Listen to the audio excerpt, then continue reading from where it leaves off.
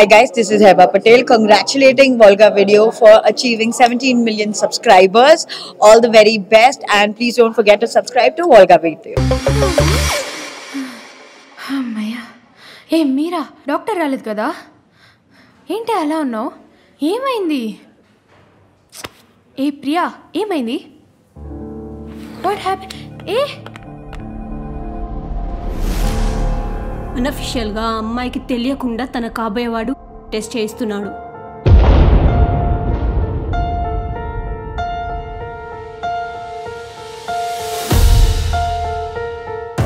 ఎక్కడికి పిచ్చానికి ఏమైనా మనకు అవసరమా ఇవన్నీ పద. నా వల్ల తప్పు జరిగితే ఒప్పుకుంటాను కానీ నా ముందు తప్పు జరిగితే ఊరుకోను.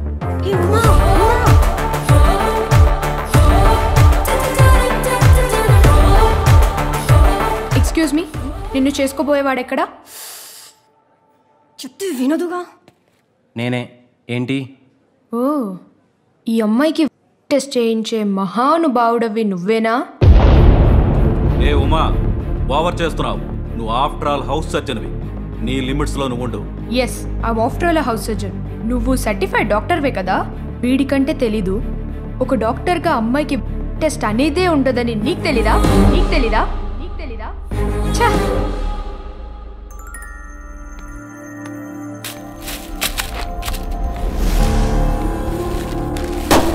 ఇలాంటిది ఒకటి జరిగితే అమ్మాయి కాదని మీ అపోహ కదా.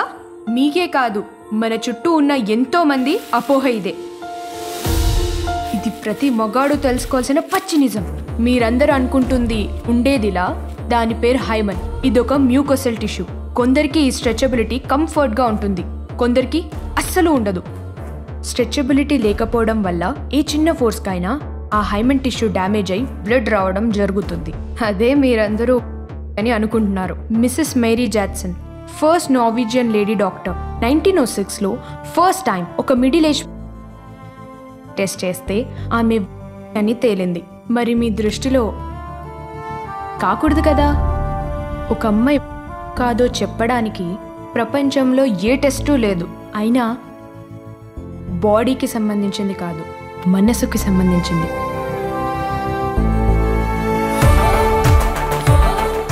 ఇంత చిన్న లాజిక్ ఎలా మిస్ అయ్యారు మీరు? ఇరగదీసావే. Love you. దెబ్బకి ఇంకెవడు మాట్లాడతాడు. ఓ మర్చిపోయాను. ఊరేయాలి. ఓ మై గాడ్ పర్మిషన్ తీసుకుందామని అసలు విషయమే మర్చిపోయాను.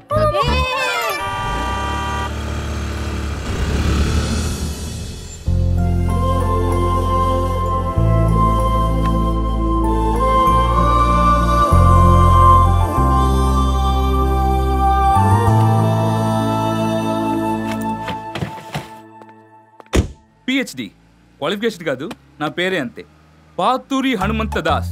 చెప్తుంటే చాలా ఎనర్జీ వేస్ట్ అవుతుందని పిహెచ్డి అని షార్ట్గా పెట్టుకున్నా. నా క్వాలిఫికేషన్ కూడా అదే. సారీ, ఈ ఇండియన్ రిలేషన్షిప్స్ మీద పిహెచ్డి చేస్తున్నా. House surgeon, paediatrician. పీడియాట్రిషియన్ అంటే ఈ పిల్లల డాక్టర్ కదా. బాగా ఇంట్రెస్టింగ్ జాబ్ అండి. ఈ పిల్లలు పిల్లల మీద ఇంజెక్షన్ దింపుతుంటే సమ్మగా ఉంటుంది కదా. మీ ఫ్యామిలీ చాలా పెద్ద ఫ్యామిలీ అంట కదా. ఇన్ఫ్యాక్ట్ ఈ పెళ్లి కొట్టుకోవడానికి రీజన్ కూడా అదే. నా థీసిస్కి హెల్ప్ అవుతుందని. ఇంట్రెస్టింగ్ కదా. మన ఎంగేజ్మెంట్ కి మనమే కలిసి వెళ్ళడం సౌండ్స్ న్యూ కదా. సరే నీ ఫ్యామిలీ గురించి చెప్పు, జర్నీ బోర్ కొట్టదు. ఓం శ్రీరామ రామ రామే రమే రామే మనోరమే సహస్రనామ తత్తుల్యం రామనామ వరాననే శ్రీ ఆంజనేయ పర్వత. కాలనీ వాళ్ళంతా కలిసి దిగారా? కాదు బాబు, అది మా కుటుంబం.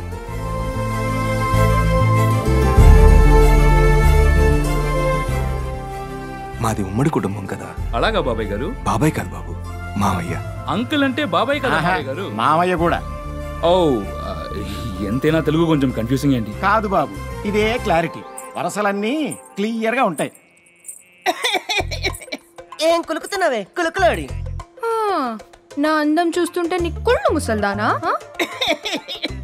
ఇప్పుడు నేను ముసల్దాన్న ఉండొచ్చు, ఒకప్పుడు నేను కూడా ఒక ఊపు ఊపానే. నాకు తెలిసే నువ్వు ఇప్పుడే ఇంత ఊపుతున్నావంటే అప్పుడు కుంపలు ముంచేసి ఉంటావు. ఈ రంప ఈ ముసల్దాన్ని బయట పెట్టు. ఉమా అమ్మా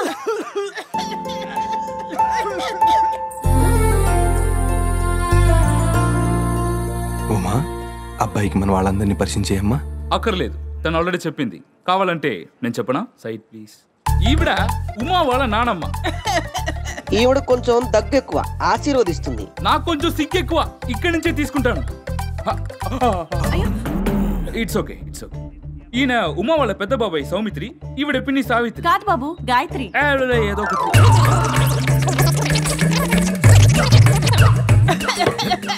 చూసుకోరా. మీకు ఇంకొక ముఖ్యమైన వ్యక్తిని పరిచయం చేయాలి. హీరోయిన్లా సిగ్గేంటి, బయటరా. ఈయన మా తాతయ్య, పేరు మేల్కోవయ్య. మేల్కోవయ్య కాదరా, మేల్కోటయ్య.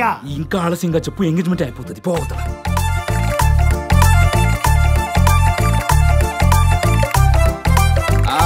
ఈవిడ ఏం బాబు ఆగిపోయావే?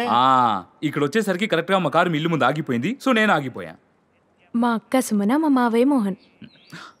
అక్క అంటే బావ వాళ్ళు కదా, మావయ్య ఏంటి? అది మా అమ్మకి తమ్ముడు, సో మాకు మేనమామ. ఇప్పుడు అమ్మాయిలు మేనమామ చేసుకుంటున్నప్పుడు అబ్బాయిలు మేనత్తని చేసుకోవచ్చా? ఎందుకో నాకు తెలియదు, చేసుకోరు అంతే. ఆ అమ్మాయిల వయసు పెద్దదై ఉంటే ఇప్పుడు ఏంటి ప్రాబ్లం? ప్రాబ్లం కాదు బాబు, అవగాహన. అమ్మాయిల మెచ్యూరిటీ అబ్బాయిల కన్నా అడ్వాన్స్ గా ఉంటుంది. తక్కువ వయసులో ఉన్న అమ్మాయిని పెళ్లి చేసుకుంటే వాళ్ళకి జనరేషన్ గ్యాప్ ఉండదు. మేక్ సెన్స్ మావి గారు. బాబు, రాములవారి పాదాల దగ్గర ఉంగరాలు ఉన్నాయి, తీసుకొని అడగండి. Yeah sure. ఒరే, ఏం చేస్తున్నావురా? ఆడినయ్య తొడవమన్నాడు. తుడుమని చెప్పలేదు, తొడుగుమని చెప్పాడు. అదే అదే ఏదో.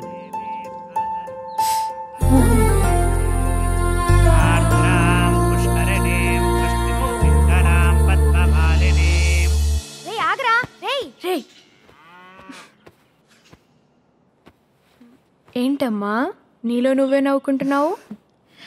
మన కుటుంబంలో ఏ ఆడపిల్లకి పెళ్ళైనా నిన్నే తోడి పెళ్లి కూతుర్ని చేసేవాళ్ళం నీ చిన్నప్పుడు. అప్పుడు నువ్వు నా పెళ్ళి ఎప్పుడు చేస్తారు, నా పెళ్ళి ఎప్పుడు చేస్తారు అని తెగ అడిగేదానివి. అంతలోనే ఇంత ఎదిగిపోయావు, నీకే పెళ్లి చేస్తున్నాం. పోనీలే, ఇప్పటికైనా చేస్తున్నారు. పోవే అల్లరిదానా. నా జీన్స్ అన్ని చీరలే సర్దుతున్నావేంటమ్మా? నేను సర్దుతోంది నీ బట్టల్నే కాదు, బాధ్యతని కూడా. చూడుమ్మా, ఆడపిల్ల కట్టుకునే బట్టల్ని బట్టే మగాడి చూపుంటుంది. ఇంతప్పుడు సిగ్గుబిళ్లతోనే తిరిగేసేదానివి, అది చిన్నతనం కాబట్టి. సిగ్గు తెలిసాక చిన్న గౌన్లు వేసుకోవడం మానేశాం, ఆడతనం ఎదిగొచ్చింది కాబట్టి. పెళ్ళయ్యాక పెద్దరికం రావాలి, అది చీరతోనే వస్తుంది. అమ్మా ప్లీజ్, పెళ్ళికి ఇంకా టైం ఉంది కదా, ప్లీజ్ జస్ట్. సరే, నీకోసం 2 జీన్స్ పెడతా, సరేనా? ఓకే, తొందరగా రెడీ అవ్వు, బయట అల్లుడు గారు వెయిట్ చేస్తున్నారు.